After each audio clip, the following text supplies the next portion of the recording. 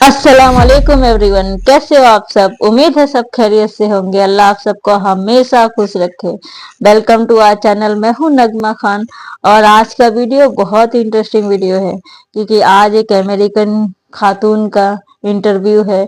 उनकी इस्लाम कबूल करने तक की कहानी पूरी बता रहे हैं। वो स्टार वर्ड की कास्टिंग असिस्टेंट है। वो स्टार वर्ड जैसे मूवी में काम की हैं और उनकी जो इस्लाम की कबूल करने की कहानी है वो बहुत इंटरेस्टिंग है और दिल को झंझोड़ देने वाली है। तो पूरा देखना मेरे साथ इस वीडियो को, बहुत कुछ जानने और सीखने जरूर मिलेगा। चले स्टार्ट करते हैं वीडियो को, फिर इंशाल्लाह हम वीडियो के बाद बात करेंगे। स्टाइल की वजह से मेरी वालिदा को अक्सर मेरी जिंदगी का खौफ रहता था। इससे पहले मैं बस अपनी जिंदगी जी रही थी। जब मैं 18 साल की थी तो मुझे घर से निकाल दिया गया था। मुझे जोरदार धमाका सुनाई दिया। मैंने अपने कुत्ते को भौंकते सुना। कोई चीज मेरे दरवाजे से टकराई और पूरा दरवाजा लरस गया। हो सकता है कि अगर मैं उस वक्त रवाना हो जाती तो मैं इस एक्सीडेंट में शामिल होती। शायद वो शख्स मेरी गाड़ी से मारा जाता। मैंने खुद से सोचा, अगर मैं आज रात सोऊं और मर जाऊं तो मैं जन्नत में नहीं जाऊंगी, मैं जहन्नम में जाऊंगी। और मैंने अल्लाह से कहा, मैं अपना हिजाब पहने रखूंगी, मैं इस दुनिया के लिए अपना दीन नहीं छोड़ूंगी। उस जॉब के जरिए मुझे स्टार वॉर्स पर काम का मौका मिला। True word eternity. नेला एडवर्ड्स कौन है? क्या आप हमें अपने बैकग्राउंड के बारे में बता सकती हैं? मेला एडवर्ड। नाइला एडवर्ड्स कई चीज़ों का नाम है। शायद एक नौ मुस्लिम की हैसियत से मेरी दो शख्सियतें हैं। एक विकी है जो मैं इस्लाम से पहले थी और फिर नाइला है जो कि मैं इस्लाम के बाद हूँ। मुझ में अब भी इस्लाम से पहले की कुछ बातें मौजूद हैं, लेकिन इस दौरान बहुत कुछ बदल चुका है। मुझे फिल्म मेकिंग पसंद है, मुझे दावा देना पसंद है। मैं एक माँ भी हूँ जो मेरी एक बिल्कुल नई शख्सियत है। मैं इस दुनिया में जीने वाली बस एक औरत हूँ और अपने हर अमल से अल्लाह के दीन की खिदमत करने की कोशिश कर रही हूँ। अकीदे के लिहाज से आपकी जिंदगी कैसी थी? क्या पहले आपका किसी पर ईमान था?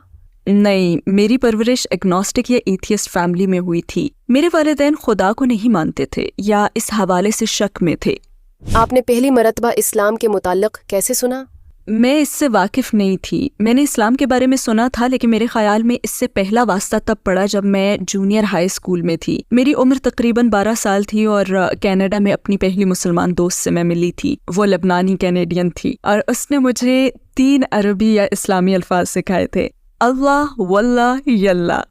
और जब भी हम एक दूसरे से मिलते तो इसी तरह फन के लिए एक दूसरे को सलाम करते। कोई एक अल्लाह कहकर शुरू करती, दूसरी वल्लाह कहती और पहली फिर यल्लाह कहती और फिर हम गले मिलती। तो इस तरह हम एक दूसरे को गोया हाय कहती थी। मुझे मालूम नहीं था मगर ये तीनों बहुत अहम इस्लामी अल्फाज थे। तो ये एक तरह से इस्लाम से मेरा पहला तारुफ या पहला वास्ता था। वो कौन सी चीज़ थी जिसने आपको रिलीजन्स की रिसर्च पर उभारा? मैं मलेशिया में रह रही थी। मैं 15 साल की उम्र में वहाँ मुंतकिल हुई और मलेशिया ज़ाहिर एक मुसलमान मुल्क है, लिहाजा मुझे उसमें दिलचस्पी थी। उन तमाम लोगों का एक मज़हब है और ये तमाम लोग खुदा पर या किसी भी खुदा पर ईमान रखते हैं। कौन सी चीज़ इन्हें खुदा को मानने पर उभारती है? जैसे इन तमाम लोगों का एक मज़हब है, ये तमाम लोग खुदा पर या किसी भी खुदा पर ईमान रखते हैं। क्योंकि मैं तो खुद से ये तय कर चुकी थी कि कोई खुदा है ही नहीं, यानी मैं रिलीजन्स को खुदा की तलाश के लिए नहीं देख रही थी, बल्कि मेरा मकसद ये था कि खुदा होने की सच्चाई को झूठ साबित कर सकूं। मेरा मकसद दरअसल रिलीजन की तलाश नहीं बल्कि रिलीजन को बदनाम करना था। मगर सुभान अल्लाह, मुसलमान होने के बाद ये वो बुनियादी चीज़ थी जिसके मुतल्लिक मैंने सोचा। मेरी ज़िंदगी में कभी कोई हकीकी मुसलमान ही नहीं आया। मैं बहुत से मुसलमानों को जानती थी लेकिन कोई भी इस्लाम पर अमल नहीं करता था, कोई भी इस्लाम का नुमाइंदा नहीं था। इसलिए मैं हमेशा कहती थी कि अगर मैं इन लोगों की वजह से मुसलमान हो भी गई तब भी हकीकी मुसलमान नहीं हो पाऊंगी, क्योंकि मेरे लिए कोई नमूना ही नहीं था। और मेरे ख्याल में इसीलिए अल्लाह मेरे इर्द गिर्द मौजूद लोगों के बरक्स बड़े ही मुख्तलिफ अंदाज में मुझे इस्लाम के करीब लाया। वो कौन सी चीज़ थी जिसकी वजह से आपको अपने अकायद पर एतराज़ हुआ? क्या वो कोई वाक़या या ख्याल था और ऐसा कब हुआ? ये उस वक्त की बात है जब मुझे ये एहसास भी नहीं था कि इससे मुझे अपने अकायद पर एतराज़ होने लगेगा। मैं तकरीबन 21 साल की थी और मलेशिया में ही रह रही थी। मेरी बेस्ट फ्रेंड कनाडा से मुझे मिलने आई हुई थी और हम हाउस वार्मिंग से लुत्फ़अंदोज़ हो रहे थे। मैं कुछ ही अर्सा पहले उसके ब्रांड न्यू घर में मुंतकिल हुई थी और ऊपर की मंजिल पर थी और मेरी बेस्ट फ्रेंड निचली मंजिल पर थी और मेरा कुत्ता भी नीचे ही था। हम बारबेक्यू कर रहे थे। पूरा घर खुला था, शीशे के स्लाइडिंग दरवाजे और जो घर के फ्रंट पर लकड़ी का मेन दरवाजा था वो भी खुला हुआ था। और फिर अचानक मुझे जोरदार धमाका सुनाई दिया। मैंने अपने कुत्ते को भौंकते सुना और सोचा कि मेरे दोस्त ने किसी चीज को हिट किया है या कुछ गिरा दिया है। लेकिन जब मैं नीचे गई तो मेरी बेस्ट फ्रेंड बहुत खौफजदा थी, इंतहाई डरी सहमी हुई अपनी जगह जमी दरवाजे को घूर रही थी। मैंने उससे पूछा कि क्या हुआ है, तो उसने कहा कि मेरा कुत्ता शीशे के दरवाजे की तरफ जा ही रहा था कि दरवाजा मेरे कुत्ते के आगे जोर से बंद हो गया। किसी ने उस दरवाजे को छुआ भी नहीं और हवा उस दरवाजे को बंद नहीं कर सकती क्योंकि ये झूलने वाला दरवाजा नहीं था बल्कि एक स्लाइडिंग दरवाजा था। यानी साइंसी तौर पर ये खुद से बंद नहीं हो सकता और हम समझ नहीं सके कि ऐसा क्यों हुआ है। तब हमने सोचा कि ओके चलो बाहर चलते हैं। हमने घर बंद किया और बाहर आ गए। शायद हम अल्कोहल पीने चले गए थे और बस भूल भाल गए कि कुछ हुआ भी था। उसके बाद मेरी बेस्ट फ्रेंड वापस कनाडा चली गई और अगले चंद महीनों में घर के अंदर कुछ चीजें ऐसी हुई, लेकिन मैंने हर चीज का कोई ना कोई एक्सक्यूज समझ लिया। मसलन घर से निकलने से पहले मैंने यहाँ कोई चीज छोड़ी तो घर वापस आने के बाद वो वहाँ थी, या फिर मुझे अपने कमरे में कुछ चीज गिरने की आवाज आई लेकिन कुछ भी अपनी जगह से नहीं हिला। तो मैंने बस यही सोचा कि वो शायद पड़ोस से आवाज आई होगी या कोई और बात होती तो मैं उसका कोई ना कोई एक्सक्यूज तलाश कर लेती। लेकिन एक रात जब मैं घर वापस आई और अपने कमरे में गई, मैंने कुत्ते को उसके कमरे में छोड़ा और सोने के लिए तैयार हुई तो मैंने देखा कि मेरे बेडरूम के दरवाजे के बाहर लाइट ऑन थी। और जब मैं बाहर गई तो मुझे एक एहसास हुआ, और वो एहसास मुझे जिंदगी में एक बार पहले भी हुआ था और मैंने उसे फौरन पहचान लिया। वो एहसास ये था जैसे कोई मेरे सीने को जकड़ रहा हो, मेरे दिल को नहीं, फेफड़ों को नहीं, बल्कि सेंटर में कोई जकड़न थी। ये एहसास मुझे एक बार पहले भी हुआ था जब मैं कनाडा में 14 साल की थी। मैं अपने भाई के साथ बाहर थी और उसका एक दोस्त काले जादू और भूत वगैरह के चक्कर में था। वो जाहिर है उन्हें भूत कहते हैं, हम उन्हें जिन कहते हैं, लेकिन गैर मुस्लिम उन्हें भूत कहते हैं। और वो हमें उस कोने में ले गया जिसे वो भूतों का कोना कहता था। उसने हमें वहाँ बिठाया और वो कुछ कर रहा था जिसे मैं समझ नहीं सकी, याद नहीं कि वो क्या था। और जब वो ये सब कर रहा था, रूहों को बुला रहा था, तब मुझे ये एहसास हुआ था। मगर मैंने कुछ कहा नहीं, मैं बस वहाँ बैठी रही और वो मुसलसल मेरी तरफ देखता रहा और फिर वो चला गया। मैं सोच रही थी कि ये एहसास क्यों हुआ। हाँ, उसका ख्याल था कि यहाँ कोई चीज है और वो तुम्हें पसंद नहीं करती। मैं उठी और भाग खड़ी हुई क्योंकि मुझ पर वो एहसास तारी था। और आज वही एहसास मुझे अपने मलेशिया के घर में तकरीबन 10 साल के बाद दोबारा हुआ था। मैं उसे देख नहीं पाई, मुझे नहीं पता कि वो क्या चीज है, लेकिन ये महसूस हुआ कि वो कहाँ से आ रही है। वो मेरी सीढ़ियों के ऊपर वाले कॉर्नर से आ रही थी। एक बार फिर मैं बहुत खौफजदा हुई क्योंकि मुझे वो एहसास याद था कि कोई चीज मुझे पसंद नहीं करती। बस मैंने अपना दरवाजा लॉक कर दिया। मैंने भूत के लिए अपना दरवाजा क्यों लॉक किया, लेकिन इस सूरत हाल में आप कर भी क्या सकते हैं। खैर, फिर जब मैं मुड़ी तो कोई चीज मेरे दरवाजे से टकराई और पूरा दरवाजा लरस गया। मैं बेइंतहा खौफजदा हो गई। मुझे नहीं मालूम था कि मैं क्या करूं। मैं बिल्कुल बेबस थी। मैं नहीं जानती थी कि वो क्या चीज थी और उसे क्या चाहिए, और मुझे ये भी नहीं मालूम था कि मैं उससे मुकाबला कैसे करूं या खुद को कैसे बचाऊं। मेरा जहन बिल्कुल क्लियर हो गया था और बस एक लफ्ज याद था, अल्लाह। वहाँ दुनिया में किसी भी चीज का सहारा ना पाकर मैंने कहा, अल्लाह अगर आप हैं तो मुझे बचा लें। और बस फिर मैं बिस्तर पर सो जाना चाहती थी। मैंने अपना लैपटॉप ऑन किया, अपनी आंखें बंद की और फौरन सो गई। उस रात बारिश हुई थी और बारिश साफ और पाक करती है। बाद में मैंने कुरान में पढ़ा कि तुम्हें महफूज और पाक करने के लिए अल्लाह ने रात में बारिश बरसाई, और मेरे मुंह से बेख्तियार निकला सुभान अल्लाह। मैंने उस रात यही महसूस किया था। और जब मैं सुबह जागी तो मैंने हर चीज पर दोबारा गौर किया। मैंने पिछली रात के वाक़े को सोचा कि वो सब क्या था। फिर मैंने अल्लाह से बात की और मैंने दुआ की। जैसे कि अल्लाह फरमाता है ना कि अगर तुम हिदायत पाना चाहते हो तो मुझसे मांगो, तुम्हें हिदायत मिल जाएगी, है ना। तो इस्लाम या अल्लाह को जाने बगैर मैंने पुकारा, अल्लाह सबसे पहले तो ये कि अगर आप पिछली रात मौजूद थे तो शुक्रिया, और अगर आप मुझे मुसलमान देखना चाहते हैं तो मेरी रहनुमाई करें, क्योंकि अपनी जिंदगी के 21 सालों में किसी चीज ने मुझे नहीं बताया और ना ही कभी कोई कायल कर सका कि आपका वजूद है। अगर आप यही चाहते हैं तो मेरी रहनुमाई करें। और सुबह अल्लाह को अपना हाल बताने के बाद शायद मैंने खुद में बहुत सुकून महसूस किया। मेरे ख्याल में जब आपके साथ अल्लाह हो तो ये ऐसी है जैसे एक आर्मी आपके साथ हो। मुझे खौफ महसूस नहीं हुआ, लेकिन मैं अब वहाँ मजीद रहना नहीं चाहती थी। मगर मुझे एहसास नहीं हुआ कि वहाँ कोई चीज मेरी मुंतजर थी, और उस दिन से मुझे इस्लाम में ज्यादा दिलचस्पी होगी। उस वाक़े के बाद क्या हुआ? उस वक्त मेरा एक मुसलमान बॉयफ्रेंड था। सुभान अल्लाह, उसके पास मेरे सवालात के जवाब थे। میں نے اس طرح کے سوالات شروع کر دیے کہ تم نماز کیوں پڑھتے ہو، تم کس چیز سے ڈرتے ہو، اسلام ہمیں کیا سکھاتا ہے، اللہ ہم سے کیا چاہتا ہے. اور وہ مجھے مختلف باتیں بتاتا ہے، جیسے اللہ کو صبر کرنا پسند ہے، اللہ ہمیں صبر کرنے کی نصیحت کرتا ہے. تو جب بھی میں بے صبرا پن محسوس کرتی تو میں اللہ کو یاد کرنے لگتی تھی، اور میں خود سے کہتی اللہ صبر کو پسند کرتا ہے، صبر کرو. اور یقین کریں پھر حالات کو میں اپنی کھلی آنکھوں سے بدلتا ہوا دیکھتی تھی. سبحان اللہ، گویا میں نے اپنی زندگی میں اسلام کی بیٹا ٹیسٹنگ شروع کر دی تھی. میں نے اپنی زندگی میں اسلامی ویلیوز شامل کرنا، اسلام کے مطابق جینا شروع کیا، اور تقریباً 6 ماہ تک یہ چلتا رہا. اور ان 6 مہینوں کے دوران مجھے ایک صورتحال کا بھی سامنا ہوا جب میں نے شراب بالکل چھوڑ دی، الکوہل پینا چھوڑ دیا، اور یہ میرے اسلام قبول کرنے سے 4 ماہ پہلے کی بات ہے. اور پھر رمضان کا مہینہ آیا. میں نے سوچا اگر میں مسلمان ہونے کی کوشش کر رہی ہوں تو رمضان تو اس کے لیے بہترین موقع ہے، کیونکہ رمضان میں ہر کوئی مسلمان بن جاتا ہے. لیکن سبحان اللہ، رمضان شروع ہونے سے ایک ہی دن پہلے میرا بوائے فرینڈ ملک چھوڑ کر چلا گیا، اور وہ رمضان اپنے گھر گزارنا چاہتا تھا. پھر میں سیکھنے اور مسلمان ہونے کے لیے بالکل اکیلی رہ گئی. اس وقت میں بالکل وہاں تنہا تھی، لہٰذا مجھے ہر چیز خود سیکھنی تھی. پھر میں نے قرآن کا ایک انگلش ورژن لیا، کچھ حجاب خریدے، نماز پڑھنے کا طریقہ پرنٹ کیا اور اسے اپنے سامنے زمین پر بچھا لیا. اور رمضان کے پہلے دن سے میں نے روزہ رکھا، اپنی 5 نمازیں پڑھیں، اور روزانہ قرآن کا ایک پارہ انگلش میں پڑھا. شاید آدھا رمضان گزرا تھا اور آدھا قرآن ہوا تھا تب میں قرآن پڑھتے ہوئے مسلسل اپنے ہی متعلق پڑھ رہی تھی. وہ شخص جس کی آنکھوں کے سامنے حق آ گیا مگر اسے دکھائی نہیں دیتا، اسے حق بتایا جاتا ہے لیکن وہ اسے سن نہیں سکتا. تو میں نے سوچا کہ یہ تو میرے متعلق کی بات ہے، کیا میں ایسی انسان بننا چاہتی ہوں؟ اور وہ عشاء کی نماز تھی. میں نے خود سے سوچا اگر میں آج رات سوؤں اور مر جاؤں تو میں جنت میں نہیں جاؤں گی، میں تو جہنم میں جاؤں گی.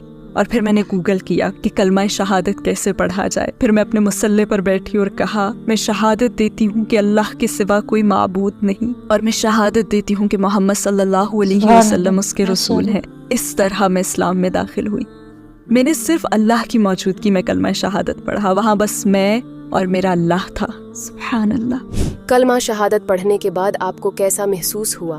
مجھے اپنا مصلی پر بیٹھنا یاد ہے، مجھے وہ احساس یاد ہے جیسے میری زندگی میں فرشتے ہوں. سبحان اللہ، میری زندگی میں ہر وقت اللہ کی مدد اور اثر انگیزی بالکل صاف ظاہر تھی. اللہ فرماتا ہے میں تمہاری شہرک سے بھی زیادہ قریب ہوں. لیکن پتہ ہوتا کیا، جب ہم گناہ کرتے ہیں نا، جب ہم خود کو اس سے دور کر لیتے ہیں تب ہمیں یہ محسوس نہیں ہوتا. ایسے دن بھی تھے جب میں روتی تھی کیونکہ مجھے اللہ سے بہت قربت محسوس ہوتی تھی. میں محسوس کرتی تھی کہ وہ میری زندگی کو سہارا اور مجھے تحفظ دے رہا ہے. ایسی ایک شام کی بات ہے، یہ میرے قبول اسلام کے کچھ مہینوں بعد کی بات ہے. میں اس رات اپنے دوست کے گھر پر تھی. پھر میں گھر جانے کے لیے نکلی، اپنی کار کے پاس آئی، اپنا GPS ڈالا اور یہ مجھے دائروں میں گھماتا رہا. مجھے اس سڑک پر لے گیا جو موجود ہی نہیں تھی، مجھے وہاں لے گیا. مجھے سمجھ نہیں آ رہا تھا کہ میں اس علاقے سے کیوں نہیں نکل پا رہی. یعنی وہ جگہ اس کے گھر سے 5-6 میٹر ہی دور تھی اور میں اس علاقے سے باہر ہی نہیں نکل سکی. اور آخر میں نے سڑک پر کسی کو روکا اور اس سے پوچھا کہ میں اس سڑک پر کیسے جا سکتی ہوں. اور بالآخر میں اس سڑک پر پہنچ گئی. ایک موڑ کاٹا تو وہاں ایک خوفناک ایکسیڈنٹ ہوا تھا. ایک موٹر سائیکل سوار سڑک پر مردہ پڑا ہوا تھا. یہ واقعہ یقیناً 15 منٹ پہلے ہی ہوا تھا اور یہ وہی وقت تھا جب میں اس سڑک پر آنا چاہ رہی تھی. اور اگر میں ڈائریکٹ یہاں پہنچ جاتی تو واللہ عالم، اللہ سب سے بہتر جانتا ہے، مگر اس لمحے میں نے یہ محسوس کیا کہ ہو سکتا ہے کہ اگر میں اس وقت روانہ ہو جاتی تو میں اس ایکسیڈنٹ میں شامل ہوتی، کہ شاید وہ شخص میری ہی گاڑی سے مارا جاتا. اور جب میں اس ایکسیڈنٹ کی جگہ سے گزری تو میں پھوٹ پھوٹ کر رو پڑی. میں گھر تک پورے راستے روتی رہی، اپنی حفاظت کرنے پر اللہ کا شکریہ ادا کرتے ہوئے کہ جس نے مجھے صورتحال سے بچایا تھا. اور الحمدللہ اس کے کرم سے میں کچھ ہی ہفتے پہلے عمرے پر گئی ہوں اور اپنے دوسرے عمرے کے بعد میں نے وہ فیلنگ دوبارہ محسوس کی ہے. میں نے ایک بار پھر اپنی زندگی میں فرشتوں کو محسوس کیا. میں تقریباً 10 سال سے اس احساس کے بارے میں سوچ رہی تھی اور میں ہمیشہ یہ سوچتی تھی کہ تب میں نے کیسا محسوس کیا تھا اور اللہ سے اتنے قریب ہونا کتنا حیرت انگیز احساس ہے. میں نے کئی بار اللہ سے دعا مانگی تھی کہ وہ احساس مجھے دوبارہ نصیب ہو، اور عمرے کے بعد یہ احساس پانے پر میں بہت خوش تھی. اور اسے نہ کھونے کے لیے میں پوری کوشش کر رہی ہوں کہ گناہ نہ کروں اور خود کو اللہ سے ہرگز دور نہ ہونے دوں. میرے خیال میں ہر ایک کو یہ احساس پانے، اسے اہم سمجھنے اور تھامنے کی ضرورت ہے. آپ کے قبول اسلام پر آپ کی فیملی اور ارد گرد کے لوگوں کا کیا رد عمل تھا؟ میرے والدین دراصل بہت خوش تھے. اس سے ایک تو میرے والدین کے کردار اور کھلے دل کا پتہ چلتا ہے، اور دوسرا یہ کہ پہلے میں کتنی بھیانک زندگی گزار رہی تھی، اور میرے لائف سٹائل کی وجہ سے میری والدہ کو اکثر میری زندگی کا خوف رہتا تھا. اور یہ حقیقت ہے کہ اسلام نے میرے لائف سٹائل کو 100% بدل دیا ہے. ان کے لیے یہ ایک بہت اطمینان کی بات تھی. اس سے دراصل ہمارے رشتے میں بھی نمایاں بہتری آئی، کیونکہ اس سے پہلے میں بس اپنی زندگی جی رہی تھی. کیونکہ جب میں 18 سال کی تھی تو مجھے گھر سے نکال دیا گیا تھا اور ہمارے درمیان بات چیت نہیں تھی. لیکن مسلمان ہونے کے بعد میں نے ان کے ساتھ یہ رشتہ دوبارہ جوڑا. مگر میری فیملی میں ایک اور مسئلہ بھی ہوا، اور وہ یہ کہ میری آنٹی جو کہ میری سب سے قریبی رشتہ دار تھیں، میری صرف وہی ایک آنٹی تھیں. میں انگلینڈ جایا کرتی تھی اور گھنٹوں بیٹھ کر ان کے بالوں میں برش کرتی تھی. ہمیں بہت لگاؤ تھا اور انگلینڈ میں ان سے میری بچپن کی یادیں بھی جڑی ہوئی ہیں. ایک دن انہوں نے مجھے فیس بک پر میسج کیا اور کہا، مجھے یقین نہیں آ رہا کہ تم نے یہ کیا کیا ہے. اگر تمہاری مرحوم دادی تمہیں اس حالت میں دیکھ لیں تو غم و غصے سے بھر جائیں. تم نے آخر کیوں یہ میرے حجاب پہننے کے بعد کی بات ہے. تو ان کا کہنا تھا کہ تم خود کو کیوں بدل رہی ہو. تو اس سے میری فیملی میں بڑے مسائل پیدا ہو گئے تھے. میرے والدین نے ان سے کئی سالوں تک بات چیت پھر بند رکھی، اور میں نے بھی ان سے کئی سالوں تک بات نہیں کی تھی. لیکن جب انہوں نے دوبارہ بات چیت شروع کی تو مجھے بہت سکون ملا، کیونکہ مجھے محسوس ہوتا تھا کہ میں فیملی کو توڑنے کی وجہ ہوں.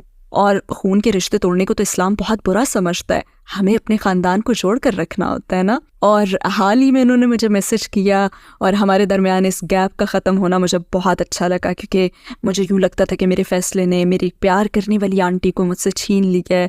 میرے دوستوں کو بھی کافی شوق لگا تھا. ان میں سے بہت سوں کو تو میرے خیالات کی وجہ سے مجھ سے اس قسم کی کبھی کوئی توقع تھی ہی نہیں، لیکن وہ سب بہت خوش تھے. اور ہاں، میری ملازمت بھی کوئی پازیٹیو ایکسپیرینس نہیں تھا. وہ مجھے ایک گوری لڑکی ہونے کی وجہ سے اہمیت دیتے تھے، جو کہ منی اسکرٹ وغیرہ پہنتی تھی، اور وہ مجھے نمائش کے طور پر پیش کرتے تھے. لیکن پھر جب میں نے خود کو ڈھانپ لیا تو میں ان کے لیے اتنی اہم نہیں رہی تھی. اس سے میری عزت نفس کو بہت نقصان پہنچا، میرے اعتماد کو بہت ٹھیس لگی، اور اس وجہ سے میں لمبے عرصے تک کیمرے کے سامنے نہیں گئی. مجھے اپنی شناخت بحال کرنے میں بہت وقت لگا. میں نے محسوس کیا کہ مسلمان ہونے کے بعد میری شناخت کھو گئی تھی، اور اسے دوبارہ حاصل کرنے میں مجھے بہت وقت لگا. انگلینڈ میں مسلمان ہونا کیسا ہے؟ اس میں خوبیاں بھی ہیں اور خامیاں بھی. میرے خیال میں تو دوسرے یورپی ملکوں کے مقابلے میں ہم اپنے مذہب پر عمل کرنے کے لیے کافی آزاد ہیں، لیکن غیر مسلم ملکوں کی طرح یہاں بھی اسلاموفوبیا ہے. یہاں شدید نسلی انتہا پسندی ہے. مجھے ماضی میں بہت مشکلات کا سامنا رہا ہے، خصوصاً جب اسلاموفوبیا کا بہت زیادہ چرچا تھا. یورپ میں حجابی عورتوں پر بہت سے حملے کیے گئے. مجھے یاد ہے شاید جرمنی یا کہیں اور ایک حجابی عورت کو ٹرین اسٹیشن کی سیڑھیوں سے دھکا دے دیا گیا تھا، اور میں بھی خصوصاً پریگننسی کے دوران بے جا خوف کا شکار ہو گئی تھی. مجھے انگزائٹی، ڈپریشن تھا، اور یقین ہو گیا تھا کہ گھر سے باہر نکلتے مجھ پر حملہ ہو جائے گا. میں پلیٹ فارم پر ٹرین کے پاس نہیں چل سکتی تھی، کیونکہ مجھے لگتا تھا کہ کوئی مجھے ٹرین کے سامنے دھکا دے دے گا. اس وقت تک میں نے کبھی اسلاموفوبیا کا سامنا نہیں کیا تھا، جو کہ میں سفید فام تھی، لہٰذا لوگ زیادہ تر مجھے یوں دیکھتے جیسے میں غدار ہوں، جیسے کہہ رہے ہوں، او تم نے مسلمان ہو کر ہمارے ملک سے بے وفائی کی ہے، جس کا مجھے کوئی غم نہیں تھا، اور میں لوگوں کا نوٹس بھی نہیں لیتی تھی. میں تو سڑک پر چلتے ہوئے کوشش کرتی تھی کہ کسی کو دیکھوں ہی نہ، کیونکہ میں مزید سٹریس نہیں لینا چاہتی تھی. ہاں، لیکن میرے سیاہ فام دوست، میرے ایشین دوست، میرے عرب دوست، افریقی دوست مجھ سے کہیں زیادہ نسل پرستی اور اسلاموفوبیا کا شکار تھے. ایک مرتبہ تو میں نے اپنے یوٹیوب چینل پر یہ بات بھی کی تھی. اس وقت میں نے نقاب پہننا شروع نہیں کیا تھا. میں اس منافقت پر ایک ویڈیو بنا رہی تھی کہ ماسک نہ پہننا غیر قانونی ہے، مگر نقاب پہن لینا بھی غیر قانونی ہے، جو کہ دراصل ماسک ہی کی طرح ہے. خیر، نقاب کرنے سے پہلے میں بلیک ابایا پہنتی تھی، تو مجھے سینٹرل لندن کے بیچوں بیچ ایک بہت ہی مصروف اور شرفا کے علاقے میں ایک غیر سفید فام شخص نے دہشت گرد کہہ کر پکارا، جو کہ میرے لیے بہت شاکنگ تھا. اسے یقیناً اپنی زندگی میں تعصب اور نسل پرستی کا سامنا ہوا ہوگا. اتنی جہالت سے مجھے یہ کہنا بہت ہی زیادہ حوصلہ شکن بات تھی، لیکن الحمدللہ اس موقع پر میں نے اپنے اندر جھانکا اور اللہ سے کہا کہ آپ مجھے جواب دینے کا بہترین طریقہ سجھائیں. اور جو طریقہ میرے ذہن میں اس وقت آیا وہ یہ تھا کہ رسول اللہ صلی اللہ علیہ وسلم میری جگہ ہوتے تو کیا جواب دیتے. محمد صلی اللہ علیہ وسلم نے اس وقت کیا رد عمل دیا تھا جب بچے ان کے اوپر پتھر پھینک رہے تھے اور آپ کی توہین کر رہے تھے؟ کیا وہ ان پر چیخے تھے؟ کیا انہوں نے پلٹ کر ان پر پتھر پھینکے تھے؟ نہیں نا، وہ مجھ پر چیخا، اس نے مجھے دہشت گرد کہہ کر پکارا، اور میں نے زور سے کہا، امن اور محبت برادر، امن اور محبت. بہت سے لوگوں کے لیے ویسٹ میں رہنا مشکل ہوتا ہے. اگر آپ حجاب پہنے تو آپ ان سے مختلف ہیں, اگر آپ نقاب پہن لیں تو اور مختلف ہو جاتی ہیں, جیسے اب میں پہن رہی ہوں. تو کسی مسلمان ملک میں رہنے اور یہاں رہنے میں بہت زیادہ فرق ہے. یہاں آپ کو آسان کی آواز سنائی نہیں دیتی, آپ کو اسلام کا جذبہ نظر نہیں آتا, یہاں رہنا آسان نہیں ہے. مجھے مسلمان ملکوں میں رہنا پسند تھا اور میں اپنی اسلامی زندگی کے شروع کے پورے 4 سال مسلمان ملکوں میں ہی رہی ہوں. تو جب میں ویسٹ آئی اور آخرکار ایک غیر مسلم ملک میں رہنا شروع کیا تو یہ ایک بہت مختلف تجربہ تھا. فلم انڈسٹری میں ایک حجابی ہونا کیسا رہا؟ فلم انڈسٹری میں ایک حجابی ہونا بھی بہت مشکل تھا. لوگ جب آپ کو حجاب میں دیکھتے ہیں نا تو آپ کے بارے میں ایک تصور اکثر قائم ایسا کر ہی لیتے ہیں. جب وہ آپ کو اسلام کے ظاہری روپ میں دیکھتے ہیں تو وہ یہ سمجھتے ہیں کہ آپ تو کریٹیو ہی نہیں ہو سکتے, آپ تو مظلوم ہیں, آپ پرانی سوچ کی ہیں. وہ آپ کے بارے میں یہ تمام چیزیں سوچ لیتے ہیں جو کریٹیوٹی سے میچ نہیں کرتی. جب اس کے بعد میں دبئی گئی تو وہاں بھی تقریباً 6 مہینے میں بے گھر اور بے روزگار رہی, مگر یہ اللہ کی طرف سے ایک امتحان تھا, کیونکہ اللہ نے مجھے دکھا دیا کہ جب تک آپ صرف اس پر بھروسہ کریں گے اللہ آپ کو اس زندگی میں بھی نوازے گا اور آخرت میں بھی.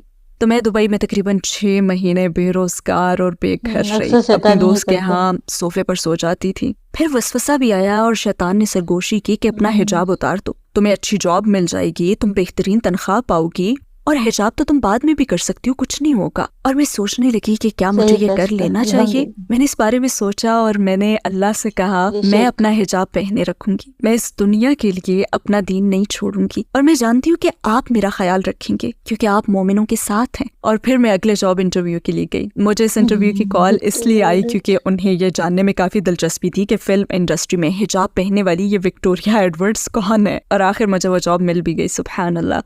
اور اس جاب کے ذریعے مجھے اسٹار وارز پر کام کا موقع ملا. اور مجھے یاد ہے کہ آخری دن میں اپنے ایکسٹراز کے ساتھ وہاں کھڑی تھی, بہت دور آسمانوں میں سورج اس ریگستان پر چمک رہا تھا, اور مجھے اپنی وہ سوچ یاد ہے. الحمدللہ میں وہی ریت پر شکر کے سجدے کرنا چاہتی تھی. اپنی محبوب چیز کے لیے آپ ہر طرح کی تکلیف اٹھانے کے لیے تیار ہوتے ہیں نا. ہم صبح 5 بجے اٹھتے تھے اور آدھی رات کو 1 سے 3 بجے کے درمیان سوتے تھے, یعنی ہمیں صرف 2 سے 4 گھنٹے کی نیند مل رہی ہوتی تھی. لیکن پھر بھی الارم بجتے ہی میں بستر سے نکل جاتی, نماز پڑھتی, سارا دن گرم ریگستان میں دوڑتی پھرتی رہتی. اور مجھے یاد ہے کہ وہاں ایک برٹش ایکٹر تھا, وہ ایک کیریکٹر کے بڑے مہنگے لباس میں تھا, اور مجھے اس کے ٹینٹ میں چلے جانا یاد ہے کیونکہ وہ مارکیٹ پلیس تھی. وہاں ایک بڑا سا ٹینٹ تھا, میں اندر چلی گئی جہاں ڈائریکٹر اس کے ساتھ بات کر رہا تھا, اور میں ایک فین گرل کی طرح وہاں اس طرح سے کھڑی ہو گئی اور اس سے صرف 5 فٹ دور کی اوکے آپ لوگ بات کریں.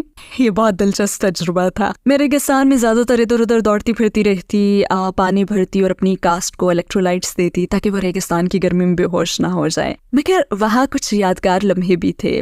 اب جب میں فلم دیکھتی ہوں تو میں جانتی ہوں کہ اس دوران میں کہاں کہاں چھپ رہی تھی, اور پھر دھماکے ہوتے دیکھنا انتہائی حیرت انگیز تھا, کیونکہ اس میں 2 اسپیس کرافٹس کے درمیان ایک بڑا فائٹ سین بھی تھا. اس میں بہت سے دھماکے ہوئے, بہت سی گولیاں چلیں, وہاں اسٹارم ٹروپرز بھی تھے, یعنی اسٹار وارز ایک لاجواب تجربہ تھا. اسلام سے پہلے آپ کی زندگی کا کیا مقصد تھا اور اسلام کے بعد کیا ہے؟ اسلام سے پہلے میری زندگی کا کوئی مقصد نہیں تھا. اسلام کے بعد میرا مقصد اللہ کی عبادت اور اس کی عطا کردہ چیزوں سے دین کی خدمت کرنا ہے. لوگ سمجھتے ہیں کہ اس طرح کی زندگی میں آپ آزاد ہوتے ہیں, آپ سفید فام مغربی زندگی گزار رہے ہیں تو آزاد ہیں. ایسا نہیں ہے. آپ بس سوسائٹی کے اس خیال کے غلام ہیں جو آپ کو کبھی خوشی نہیں دیتا. آپ بس خوش رہنے کے لیے مسلسل اگلے لمحے کا پیچھا کرتے رہتے ہیں. لیکن اسلام کے بعد آپ ہر لمحہ خوش رہتے ہیں, یہاں تک کہ غم میں بھی آپ خوش رہتے ہیں, کیونکہ پہلی بات تو یہ کہ اللہ آپ کے آنسوؤں کو دیکھ رہا ہے. دوسرا, آپ جانتے ہیں کہ اس مشکل کے ذریعے اچھائی مل رہی ہے. اللہ فرماتا ہے مشکل کے ساتھ آسانی آتی ہے, اس کے بعد نہیں. بہت سے لوگ یہ مطلب لے لیتے ہیں کہ مشکل کے بعد آسانی آتی ہے. بالکل ایسا ہوتا ہے کیونکہ آسانیاں اور مشکلات تو ساتھ ساتھ چلتی ہیں. اللہ یہ نہیں فرما رہا, بلکہ اس کا مطلب ہے کہ آپ کی مشکل سے نکل کر یا آپ کی مشکل کے ساتھ رحمت آ رہی ہے, جو کہ آپ کے علم میں نہیں ہوتی اس وقت, جو آپ کی آنکھوں سے اوجھل ہوتی ہے, اور اسے دیکھنے کے لیے آپ کو ایک قدم پیچھے آنا پڑتا ہے. سبحان اللہ. کون سی بات آپ کو جنگ کے دوران غزہ میں لے گئی؟ غازہ میں رہنا میری ذاتی خواہش ہے. مجھے فلسطین سے بہت زیادہ لگاؤ تھا کیونکہ ملیشیا میں بہت سے فلسطینی تھے جہاں میں نے ان کی جدوجہد کے بارے میں بہت کچھ سنا تھا. میں نے اپنی فیملی کو قائل کیا کہ وہ اسرائیل کے خلاف فلسطین کو سپورٹ کریں. مجھ میں اس حوالے سے بہت جذبہ تھا, اور میں جن بھی فلسطینی لوگوں سے ملی وہ کمال کے تھے, وہ بہت مضبوط اور بہت اثر انگیز تھے. لہٰذا میں نے سوچا کہ مجھے وہاں جانا چاہیے. اور پھر جب مجھے غزہ میں رہنے کا موقع ملا تو میں نے اسے قبول کیا. میں وہاں گئی اور میں 3 مہینے وہاں رہی. اگر میں دنیا میں کہیں بھی رہنا چاہوں تو وہ فلسطین ہوگا. وہ بڑی ہی برکت والی سرزمین ہے اور وہاں کے لوگوں پر بھی بڑی رحمت ہے, اور آپ سوچ نہیں سکتی کہ وہ ایک ایک دن کس طرح گزارتے ہیں, مگر وہاں رہنا آپ کو اللہ سے بہت قریب کر دیتا ہے. اور آپ سوچ نہیں سکتی کہ وہ ایک ایک دن کس طرح گزارتے ہیں, کیونکہ یہ جو زندگیاں ہم گزار رہے ہیں نا, یہاں تو ہمیں موت بہت دور نظر آتی ہے.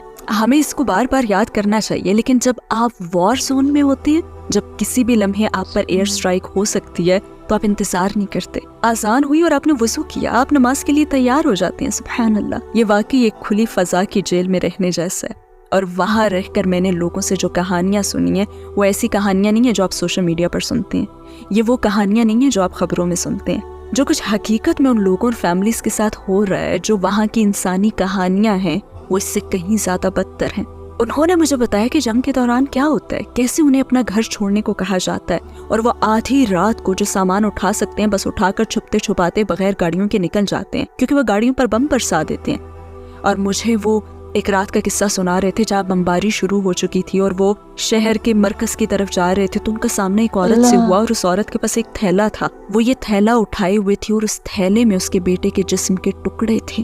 جب وہ گھر سے نکلنا چاہ رہے تھے تو ہو سکتا ہے کہ وہ شیل سے یا پھر ایئر سٹرائک سے شہید ہو گیا ہو, اور وہ اپنے بیٹے کے ٹکڑے وہاں چھوڑنا نہیں چاہتی تھی. اس کے ساتھ جو کچھ بھی ہوا ہو, لیکن وہ اسے دفنانا چاہتی تھی, اس لیے اس نے وہ ٹکڑے جمع کیے اور انہیں اٹھا کر اپنے ساتھ شہر کے مرکز میں لے جا رہی تھی تاکہ وہاں اپنے بیٹے کو امن سے دفنا سکے. یہ وہ چیزیں ہیں جو ان لوگوں پر مسلسل بیتتی ہیں. وہاں ہر لمحہ جنگ ہے, ہر وقت ایئر سٹرائک ہوتی ہے. وہاں اسرائیل کی طرف سے ہمیشہ جاری ہوتی رہتی ہے. ان لوگوں کی مزاحمت اور طاقت تو ناقابل یقین ہے. سبحان اللہ. تو اب بھی میں فلسطین کے لیے بہت گہری محبت اور جذبہ رکھتی ہوں, اور ان کے لیہ احتجاج اور اپیل اور جو کچھ بھی کر سکتی ہوں کرتی ہوں, اور مجھے پھر بھی جب موقع ملا تو میں انشاءاللہ وہاں واپس جاؤں گی. ہمارے نبی صلی اللہ علیہ وسلم کی کون سی بات نے آپ کو سب سے زیادہ متاثر کیا؟ او خدایا, بے شمار چیزیں ہیں. اگر میں سب باتوں کو یکجا کروں تو ان کے کردار نے, مگر ان کے کردار کے بہت سے مختلف پہلو ہیں جو باکمال ہیں. آپ کی زندگی میں بہت سے مختلف مواقع آتے ہیں جب آپ ان کے کردار سے رہنمائی پا سکتے ہیں. مثلاً جب میں ماں بنی اور مجھے پیرنٹنگ کے بارے میں کچھ بھی معلوم نہیں تھا, تو میں نے پیغمبر کے آس پاس بچے نامی کتاب پڑھی. میں نے جانا کہ پیغمبر صلی اللہ علیہ وسلم بچوں کے ساتھ کیسے رہتے تھے. ان کی رحمت, ان کا صبر, ان کے ساتھ وقت گزارنا, ان کی صلاحیت اور عمر کا خیال رکھنا تاکہ وہ بتائی کی باتوں اور بتانے کے طریقے کو سمجھ لیں, وہ بہت خوبصورت کتاب تھی. اور وہ بچوں کے ساتھ چیخ کر بولتے یا انہیں مارتے نہیں تھے, بلکہ وہ برابری کے ساتھ بات کرتے تھے. وہ بچوں کی سطح پر آ جاتے تھے. ان کی شخصیت اور ان کے کردار میں بہت سی شاندار خوبیاں ہیں. ان کی حکمرانی کا انداز, ان کی رحم دلی, اور ایک شوہر, ایک لیڈر اور ایک دوست کی حیثیت سے ان کی محبت. سبحان اللہ, آپ ایک چیز کا نام کیسے لے سکتے ہیں, یہ ناممکن ہے. اگر آپ ہمارے نبی صلی اللہ علیہ وسلم کی زندگی کے 24 گھنٹے دیکھ سکتی تو ان کی زندگی کا کون سا دن منتخب کرتی؟ میں وہ پہلا لمحہ دیکھتی ہوں جب آپ پر وحی نازل ہوئی تھی. میں یہ دیکھتی ہوں کہ انہوں نے ایک بالکل غیر متوقع, معجزاتی اور انتہائی ناقابل یقین چیز پر کیا رد عمل دیا, اور وہ کیسے اپنی وائف خدیجہ رضی اللہ تعالی عنہا کے پاس دوڑ کر گئے, اور انہوں نے تو آپ صلی اللہ علیہ وسلم کو کیسے سہارا دیا. انہوں نے تو فوراً یقین کر لیا. انہوں نے آپ صلی اللہ علیہ وسلم کو دلاسا دیا. آپ صلی اللہ علیہ وسلم کا دل کانپ رہا تھا. انہوں نے آپ کو چادر اوڑائی, حوصلہ اور سہارا دیا. وہ بہت خوبصورت لمحہ ہوگا, ایسا شاندار لمحہ جس نے ہماری زندگیاں بدل دی ہیں. اور یہ وہ لمحہ تھا جب اسلام ہمارے پاس آ رہا تھا, اور وہ اتنے خوبصورت انداز میں آیا. تو اس میں سیکھنے کے لیے بہت سے سبق ہیں. آپ آخر میں کچھ اور کہنا چاہیں گی؟ جب بھی آپ اپنے گھر سے نکلیں تو یاد رکھیں کہ آپ کا کردار ہمارے دین کی نمائندگی کرتا ہے. لوگوں کے ساتھ بہت زیادہ مہربان رہیں. وہ سوالات پوچھیں جو کوئی نہیں پوچھتا. کیشیئر سے پوچھیں آپ کا کیا حال ہے. لوگوں کا دن اچھا بنائیں, کیونکہ ایک مسلمان کا یہ اخلاق انہیں اسلام کو مہربانی اور رحم دلی کے ساتھ جوڑنے پر مجبور کرتا ہے. اور اسلام دراصل یہی ہے. اگر آپ کے پاس پیسے نہیں ہیں تو کسی کے ساتھ مہربانی سے پیش آنا بھی صدقہ ہے. تصور کریں کہ اگر پیغمبر صلی اللہ علیہ وسلم آپ کو باہر سڑک پر دیکھ لیں تو وہ آپ پر فخر کریں گے یا شرمندہ ہوں گے, کیونکہ آپ ان کی امتی ہیں. اور اگر آپ ذہن میں یہ سوچ رکھ کر زندگی گزاریں گے تو اسلام. تو یہ تھی ایک دم دل کو چھو جانے والی سٹوری. کتنی ساری چیزیں ہیں. مجھے اس ویڈیو میں 4 چیزوں پہ میں نے بہت زیادہ غور کیا ہے. پہلی چیز یہ کہ وہ جب اسلام کو قبول کرنے کا سوچ رہی تھی تو وہ مسلمان کو دیکھ کے نہیں قبول کرنا چاہ رہی تھی, کے خلاف وہ ڈھونڈ رہی تھی. फिर वो अल्लाह से जब जुड़ी, कुरान को जब पढ़ी, उन्होंने इस्लाम कबूल किया। मतलब हम अपना किरदार किस तरीके से बना के रखे हैं कि कोई हमें देख के इस्लाम कबूल ही नहीं करना चाह रहा। बहुत अफसोस की बात है। और दूसरी बात कि अल्लाह, उनका जो एहसास, जो अल्लाह से जुड़े रहने का, अल्लाह को एकदम करीब का जो एहसास, वो सच में एकदम बेहतरीन एहसास होता है। अगर आपको कभी फील हुआ हो तो आप जानते होंगे कि कैसा एहसास है वो। जब आपको पता चले कि अल्लाह आपके साथ है, कि अल्लाह आपको देख रहा है, अल्लाह आपके साथ है, अल्लाह आपकी मदद कर रहा है, तो इतना ज़्यादा वो महसूस होता है। ऐसा कई बार मेरे साथ भी हुआ है कि मैं कई मुश्किलों में फंसी होती हूँ और मुझे एहसास होता है कि अल्लाह उस मुश्किल से मुझे एकदम आसानी से निकाल लाया। और तीसरी चीज़